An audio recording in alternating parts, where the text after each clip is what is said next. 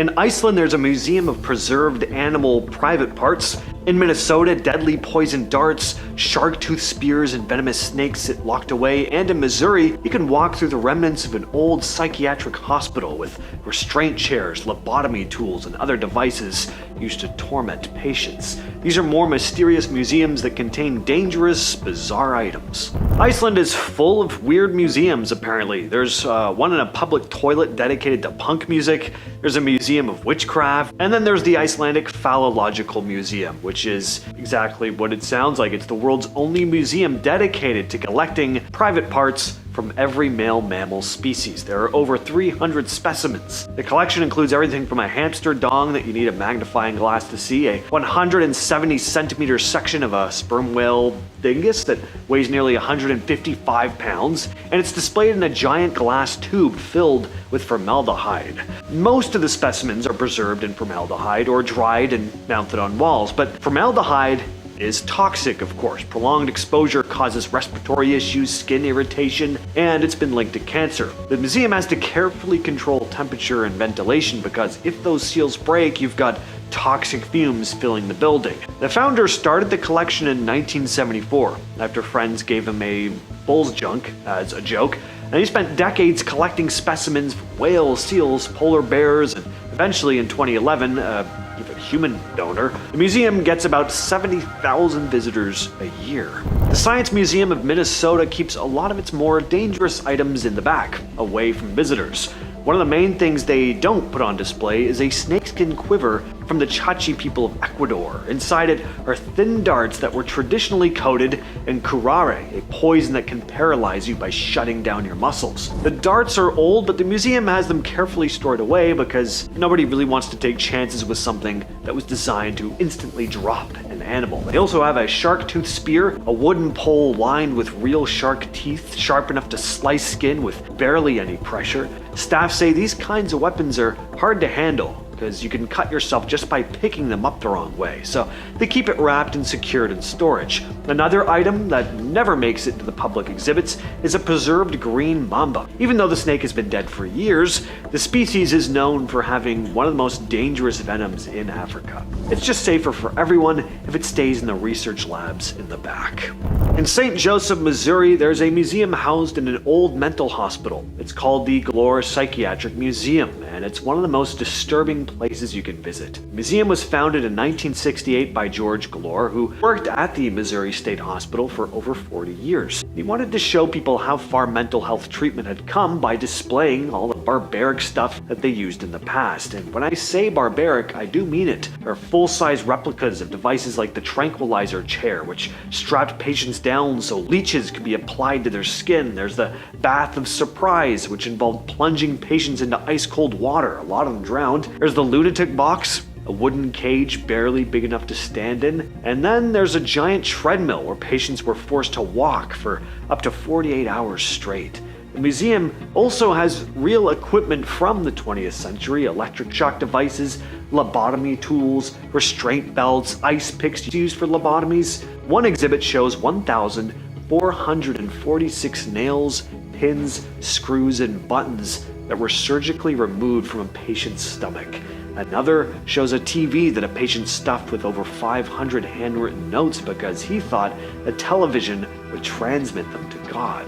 The Imperial War Museum in London has a lot of weapons and wartime objects, including some that are still dangerous. Right in the atrium, there's a V-2 rocket from the 40s. During the war, these things destroyed huge chunks of London. One landed just yards from where the rocket sits now, destroying an apartment building and killing 43 people in 1945. Between September 1944 and March 1945, more than 1,000 of these things were fired at Britain. Tens of thousands of workers died just making the rockets and their explosives before any of them even left Germany, and thousands more were killed or injured when the missiles hit, of course. The rocket at the museum was brought over in 1946. And is almost 46 feet tall, stretching close to the ceiling. It's safe now, but seeing it up close does give you a sense of just how destructive it was. This place looks charming when you first walk in, with its vintage wood cabinets and old medicine bottles. The aesthetic is perfect, so much so that people have weddings here. It's funny when you think about what's actually inside those bottles, though. The New Orleans Pharmacy Museum preserves 19th century apothecary history, which means they've got shelves full of legitimate poisons: arsenic,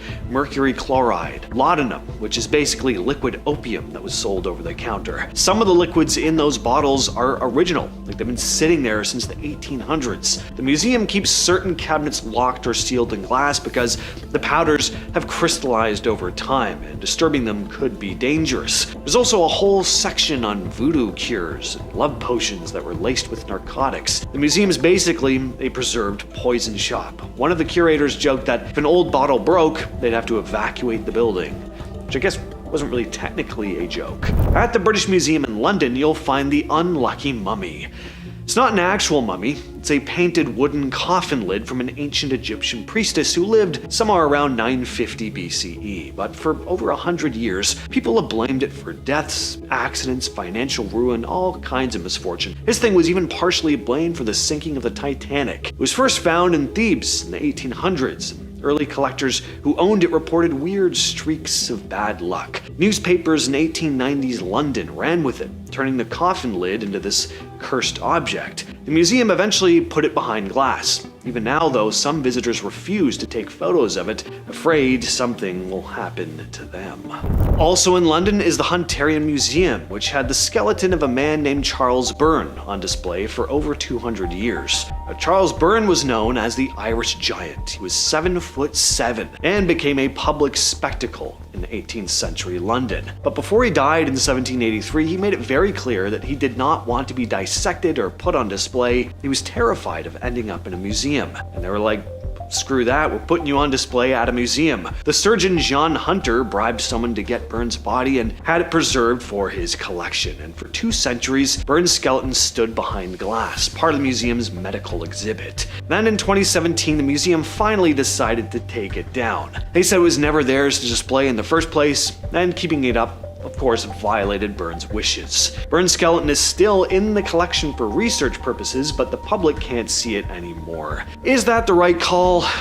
I don't know. I think it was wrong right after he died, but I mean, it's been 200 years. Put that big sucker up, let people gawk.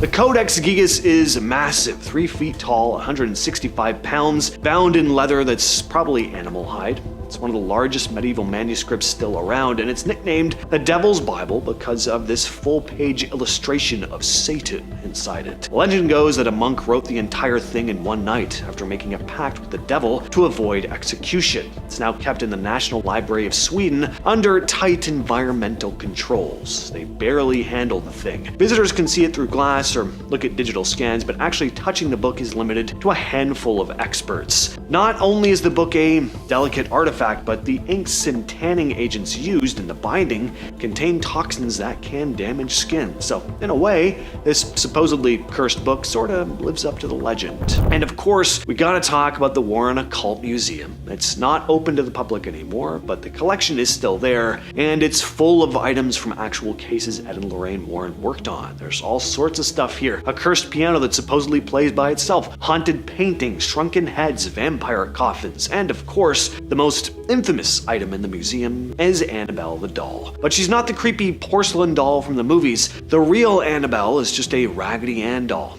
like the kind you'd find at a garage sale, which somehow makes it worse. Annabelle in the movies is just so over the top looking. But the doll's been sitting behind glass for decades with a sign that says positively do not open. The story goes that priests had to come in and bless the room regularly because stuff would happen whenever people disrespected the doll. The most repeated story is about a guy who kept knocking on the glass and laughing, making fun of Annabelle. Then he died in a motorcycle accident that same night on the way home. Lorraine Warren said they handled the doll like a loaded weapon. They wouldn't move it without saying prayers first. What if I told you the world's most terrifying artifacts aren't on display, but locked away in museum basements, hidden for a reason? From twisted mummies to cursed dolls, these are objects too dangerous, too disturbing, and too unexplained to ever meet the public eye. Hidden behind a secret door in Denmark's Little Museum of Nykøbing Falster, sorry, my Danish isn't very great, museum workers uncovered something straight out of a nightmare. A grotesque wolf-headed humanoid preserved with unnerving realism. During renovations in 2017, staff stumbled upon a concealed chamber containing crates, documents, and sketches belonging to the eccentric Cornelius S.C. Rotter, the building's mysterious former owner. Among his bizarre collection was this unsettling figure, carefully crafted from animal fur, bones, and disturbingly lifelike materials, sparking whispers of occult rituals and forbidden practices. Museum curators remain baffled, uncertain whether Rotter intended this creature as dark art, a ceremonial relic, or something far more sinister. Whatever the truth, it now remains locked safely away from public eyes, hidden in the back rooms, perhaps for our own protection. Hidden away in a museum's shadowy back room sits a grotesque artifact that blurs the line between myth and nightmare. The skeletal remains of what can only be described as a centaur, a creature straight out of ancient Greek legend. Discovered tucked away behind locked doors in a European curiosity museum, this bizarre skeleton immediately sparked wild rumors about its origins. Constructed with startling anatomical precision, the piece seamlessly combines genuine human and equine bones, fueling unsettling theories of secret experiments or occult rituals conducted centuries ago. Museum insiders have hinted that the skeleton's origins trace back to an obscure 18th century collector known for his obsession with mythological hybrids, though details remain intentionally vague. Whether a twisted scientific hoax or a dark artifact with a genuinely cursed past, one thing's clear: there is a good reason it's being hidden far from the eyes of the public.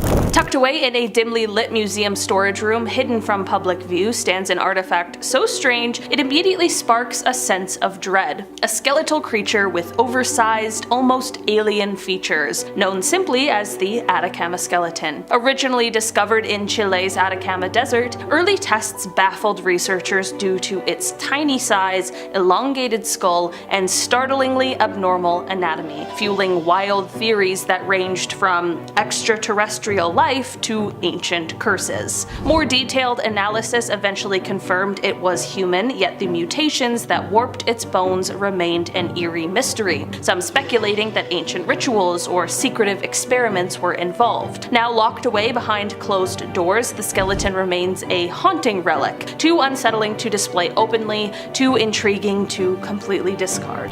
Hidden deep within a museum's forbidden archives lies an artifact straight from your darkest childhood fears, a tiny, grotesque mummy known ominously as the Pixie specimen. Recovered by a private collector known as Alex CF, this bizarre creature has sparked unsettling debates about its origins. With its shrunken, shriveled body, disturbingly lifelike features, and remnants of fiery red hair, it appears horrifyingly genuine. Some speculate it was crafted as a macabre Victorian curiosity, while others believe it to be physical evidence of mythological beings like fairies or pixies secretly studied by occult societies. Locked away and rarely mentioned publicly, the Pixie specimen remains shrouded in secrecy, its unsettling presence haunting museum curators brave enough to enter the back room alone. Hidden in a dark museum storeroom lies an artifact so terrifying it feels plucked straight from sailor legends, known as the Fiji mermaid. Originally displayed in sideshows during the 19th century, this particular specimen is among the most unnerving ever discovered. Combining the dried upper torso of a monkey with the scaly body of a fish, its grotesque, glassy-eyed stare has sparked rumors of dark rituals, curses, and sightings of real aquatic humanoids. Sailors once believed owning a Fiji mermaid brought storms, shipwrecks, and madness, making museums hesitant to place them openly on display. Locked away, carefully hidden from public view, this creature now sits silently, fueling chilling whispers about what else the seas and secret museum storerooms might be hiding. Locked away in a museum's hidden chambers lies a chilling reminder of humanity's ancient past, the shockingly preserved body of the Tulland man. Discovered buried deep in a Danish peat bog, this 2,400-year-old Iron Age sacrifice victim looks disturbingly fresh, as if frozen frozen in eternal sleep. Thanks to the bog's unique chemistry, scientists were not only able to determine exactly what his final meal was, but they could even lift his fingerprints after thousands of years. The rope still tightened around his neck suggests a grim, ritualistic end, fueling unsettling stories about ancient curses or vengeful spirits connected to his death. Museums carefully restrict access to him, afraid not just of damaging this priceless artifact, but perhaps wary of something darker lingering around the Tulland man's eternal resting place. At the Cooper Hewitt Smithsonian Design Museum in New York, they've got green wallpaper from the 1830s. Back then, green would fade or turn brown, but in 1775, a chemist named Carl Wilhelm Scheele came up with a pigment that stayed bright. The museum's sample from 1836 used that pigment. Thing is, it's loaded with arsenic. Gregory Heringshaw, the museum's curator for wall coverings, explains that the danger mostly comes from handling it, saying the toxins are released mostly when they're rolled or unrolled or when you're pasting the back, which adds moisture. That moisture sets off chemical reactions that release the arsenic into the air. The wallpaper isn't on display, it's carefully wrapped and stored at consistent humidity. Down in Key West, Florida, there is a Civil War fort that's been turned into a museum, and inside that museum is what many consider the most haunted doll in America. His name is Robert, a seemingly regular-looking stuffed doll made in Germany around 1904. Looks like he came straight out of your grandma's attic, but don't let that fool you. This doll has a reputation that's gotten him featured on every paranormal show you can think of. The story goes that Robert was given to a boy named Gene Otto when he was a kid in Key West. Gene became obsessed with the doll. He'd talk to it for hours, and his parents swore they'd sometimes hear two different voices coming from his room. Neighbors reported seeing Robert move from window to window when the family was out. Furniture would be found overturned in Gene's room, and every time, Gene would say the same thing: Robert did it. After Gene died in 1974, the doll ended up in the attic. The new owners had a younger daughter who claimed Robert tried to attack her multiple times. In 1994, Robert was donated to the Fort East Martello Museum, and to this day, people say that cameras and electronics malfunction around him. Most staff won't go near him alone, and they get letters all the time from people writing to apologize to Robert for disrespecting him, begging him to lift whatever curse he'd put on them. At University College London, there's a small museum called the Grant Museum of Zoology. It's packed with thousands of preserved specimens, everything from tiny insects to whole animal skeletons, but the real concern isn't what's in the jars, it's what the jars are filled with. Most of these specimens have been sitting in formaldehyde or ethanol for over a century. Formaldehyde, we talked about earlier, it's a known carcinogen, and ethanol, when stored improperly, is highly flammable. The museum's most famous exhibit is a jar containing 18 moles all crammed together and preserved in industrial methylated spirit, which is 95% ethanol and 5% methanol. Staff have to be extremely careful when handling it. If those old seals break down, well, you'll have toxic fumes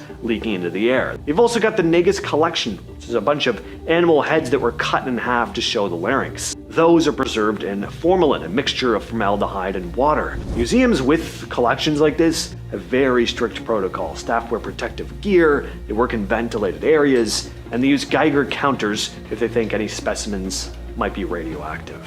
There's a town in Quebec, Canada that used to be called Asbestos. In 2020, they changed the name because, who the hell wants to live in a place called asbestos? But for over a century, this town was home to the Jeffrey Mine, one of the largest asbestos mines in the world, and they have a museum dedicated to it. The Asbestos Mineral Museum sits right next to the old mine, which is now just a massive water-filled crater. Inside the museum, though, they've got samples of chrysotile asbestos, which was once called the miracle fiber, because it's heat-resistant, it's strong, it was used in thousands of products. The thing is, asbestos fibers are microscopic and they're sharp. When you breathe them in, they pierce your lungs and they don't come out. Over time, that's obviously not good. Could lead to mesothelioma, which is an aggressive cancer. The museum displays raw asbestos samples, mining equipment, and products that used to contain it. Staff have to be extremely careful though, because any disturbance to the samples could release fibers into the air. And now we head back to the Science Museum of Minnesota, where there's also a collection called the Museum of Questionable Medical Devices. It's full of these bizarre, terrifying, and completely ineffective medical equipment from back in the day. There's a machine that claims to diagnose your personality by measuring bumps on your head. There's an electric therapy chair that was supposed to cure constipation by just violently rattling you. And then there's the X-ray shoe fitter. This thing was used in shoe stores in the 1920s all the way through the 70s. You'd put your feet into a machine, it would take an x-ray so you and the salesperson could see how your feet fit inside the shoes. I mean, it sounds convenient, except these machines were constantly leaking radiation. Customers were getting blasted with x-rays every time they used it, and people used it a lot. They'd stick their feet in multiple times just because it was kind of cool to see your bones. By the 70s, most states had banned them, but one was still being used in West Virginia in 1981. The museum's x-ray shoe fitter is sealed behind plexiglass now because even decades later, it's still giving off low levels of radiation. In Las Vegas, paranormal investigator Zach Baggins runs a museum full of allegedly haunted and cursed objects. But the crown jewel of the collection is probably the Dybbuk box. It's a small wooden wine cabinet about 12 inches tall, and it's considered by many to be the most haunted object in the world. The story starts in 2003 when a guy named Kevin Manis bought the box at an estate sale in Portland. He claimed it belonged to a Holocaust survivor who said it contained a Dybbuk, which in Jewish folklore is a malicious spirit that possesses people. Inside the box were some strange items: 2 old pennies, locks of hair, a dried rosebud, a small golden goblet, and a granite slab with shalom carved into it. Manis said that as soon as he bought the box home, weird things started to happen. Nightmares, unexplained smells. His mother had a stroke shortly after touching it. He tried to give it away, but nobody wanted it, so he sold it on eBay. The next owner reported their hair falling out, having hives, coughing up blood. Then Jason Haxton, a museum curator, bought it and wrote a whole book about his experiences with the box. He claimed it made him sick, and that he had to consult rabbis to figure out how to contain it. In 2016, he donated it to Zach Baggins. Post Malone visited the museum and was there when Baggins touched the box for the first time. Post touched Baggins' shoulder while he was holding it, and shortly after, Post's plane had to make an emergency landing when the tires blew out. His Rolls-Royce got in a serious accident. His house was robbed. The box is still on display at Baggins' museum, and people still report feeling sick or uneasy around it. A mummified human hand once hidden inside a wall said to freeze victims in their sleep. Jars of preserved organs leaking fumes in a museum that smells faintly of chemicals and death. And a natural history exhibit sealed off because every animal inside turned out to be coated in poison. These are museums that contain items too dangerous to display. At the Whitby Museum in England, there's a shriveled, mummified hand kept under glass. It's what's called a Hand of Glory, a legendary object made from a severed hand. Supposedly, back in medieval times, thieves would make these from the hands of executed criminals. The idea was you'd light the fingers like candles, and supposedly everyone in the house would stay frozen asleep while you robbed them blind. Sounds ridiculous, but I mean, people believed it enough to actually make these things. The one in Whitby was found in 1935, hidden inside a wall of a cottage in Yorkshire. When they examined it, scientists confirmed that it was human. Doesn't really take a scientist to confirm that, though. I mean, just look at it. It is eerily well preserved. What they don't know is how it was preserved, which makes it even creepier. Staff say people get uncomfortable around this thing. One curator mentioned it's the one item nobody wants to move when they're rearranging exhibits. Next up is Mutter Museum in Philadelphia. This place looks like an old library, very classy looking, but won't find shelves of old books here. This museum is macabre, to say the least. You've got jars of preserved organs, remains of conjoined twins, skulls with diseases and deformities. It is gnarly stuff, but it's also really fascinating. I'd check this place out for sure, but what most visitors don't think about is that a lot of this stuff is actually hazardous. Back in the 18 and early 1900s, medical specimens were preserved using whatever chemicals worked. Arsenic, mercury, formaldehyde. And those chemicals don't just evaporate. They're still in there, still active. During some renovations, they actually had to close sections of the museum off because fumes were leaking from old jars. Just being near certain exhibits required safety measures. And then there's the biological side. Some of the tissues came from people who died of infectious diseases, back when medicine didn't fully understand how they were transmitted. So there's a real question of whether any of the biological material could still pose a risk. The museum's been pretty upfront about it. A lot of their collection isn't even on display because it's either too fragile or too dangerous. Delbridge Museum of Natural History in Sioux Falls, South Dakota. In 2023, this museum suddenly shut down. They locked the doors and sealed off the taxidermy wing. Turns out the taxidermied animals on display were dangerous, contaminated with arsenic and other poisons. See, back in the early 1900s, taxidermists would soak animals' hides in arsenic soap to keep bugs from eating them. It worked great. Problem is, a century later, you've got displays that are basically toxic. The Great Plains Zoo, which sits right next to the museum, tested the collection and found that trying to clean or restore these things would just release carcinogenic dust into the air, so they made the call to just lock it all away and eventually dispose of it all. Nobody thought twice about standing right next to a mounted bison or elk. Kids probably touched the display cases. The whole time, there were harmful chemicals in the air. In Maryland, you'll find the National Museum of Health and Medicine. There are rows of shelves with preserved organs, deformities, amputated limbs, body parts from Civil War soldiers. Some of it's viewable, but a huge portion is locked away in storage, and there's a few reasons for that. First, a lot of these specimens are still sitting in their original 19th century preservation chemicals. Again, stuff that gives off harmful vapors if the seals break down. Staff work in ventilated areas with protective gear because just being around old jars can be a health risk. But there's also the ethical side. Some of the specimens were collected at a time where standards were not what they are today. Fetuses, body parts taken without proper consent. Museums are rethinking what should even be displayed anymore. But don't worry, there are still tons to see. Bits of human remains from autopsies, battlefield recoveries, and medical experiments. The Smithsonian in Washington, D.C. is one of the most famous museums in the world, but it also has some legitimately dangerous stuff tucked away in storage. Not what you'd think, either. It's old watches, airplane instrument panels,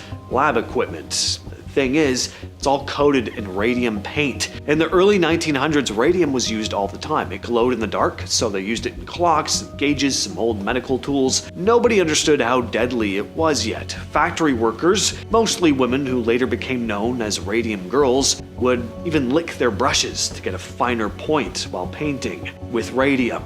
A lot of them got sick and died from radiation poisoning. Now, those same objects are sitting in lead-lined storage at the Smithsonian. The conservation team uses Geiger counters before handling anything. Some pieces are safe enough to display for short periods, but others are giving off radiation levels that just can't be near the public. There's also a stash of uranium glass and radium health products that were sold to people back in the day. Radioactive water, radium suppositories, all kinds of insane stuff marketed as cures.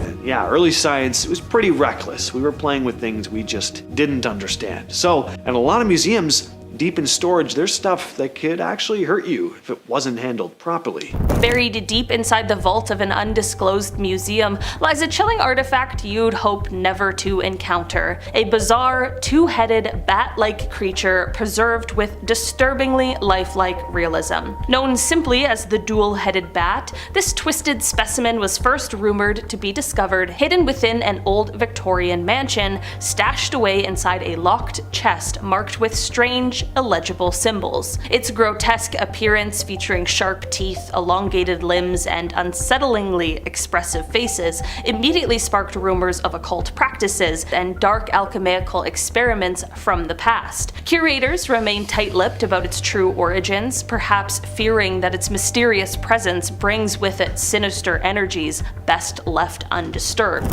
Hidden in the deepest archives of a museum's forbidden collection rests an object so chilling many believe it holds a genuine demonic presence: the horned demon mummy. Sealed carefully in a velvet-lined wooden box, this tiny skeletal figure with sharp horns, pointed ears, and grotesque fur-covered legs immediately conjures images of dark rituals and forbidden occult ceremonies. Rumored to have originated from an 18th century occultist who claimed to have summoned creatures from the infernal realms, this artifact was quietly donated to the museum under very mysterious circumstances, accompanied by warnings never to open its enclosure after midnight. Museum employees whisper tales of strange noises and unexplained shadows around its location, leading to it being carefully locked away, far from curious eyes that might accidentally awaken something best left sleeping.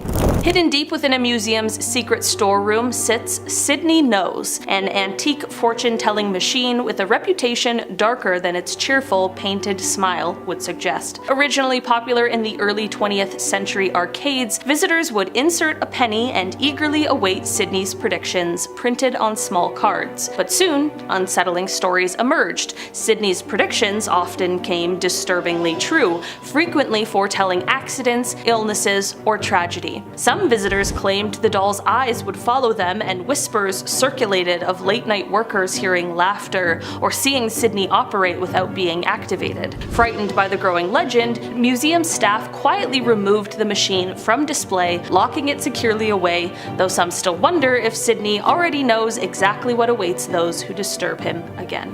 In a dimly lit museum archive sits one of the most unsettling children's books ever created, a pop-up book titled Medical Oddities, Nature's Anomalies and Carnival Gaffes. While pop-up books usually enchant children with playful characters, this particular volume does exactly the opposite. It is definitely not a children's book. Within its pages lurks a disturbingly realistic, mummified human face, accompanied by eerie photographs and unsettling descriptions of sideshow performers and bizarre anatomical specimens. Originally created as a macabre curiosity from the Neville Colmore collection, the book quickly gained notoriety when rumors began to surface about it causing nightmares, insomnia, and unexplained illnesses among those who dared to read it. Museum curators quietly pulled it from public display, locking it securely away, wary of the strange aura and the unsettling feeling that some pages are better left unopened.